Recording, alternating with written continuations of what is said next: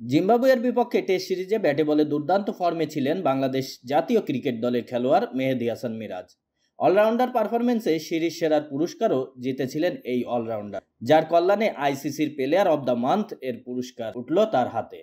না, অবশ্যই আইসিসির কাছ থেকে পেলে তো অবশ্যই ভালো লাগে এবং এই প্রথম আমি পেয়েছি, সো এর জন্য আরো বেশি ভালো লেগেছে।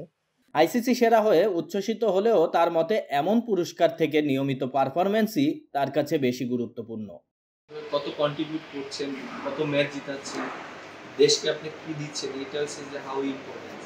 এবং আপনি দেখেন যে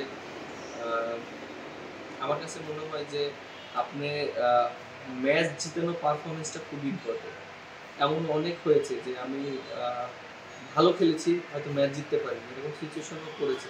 আবার এমনও সিচুয়েশন হয়েছে আমার হয়তো কন্ট্রিবিউট অনেক বেশি ছিল না, হয়তো 39 রানসের ইনিংস ছিল, সেটা উইনিং নক ছিল।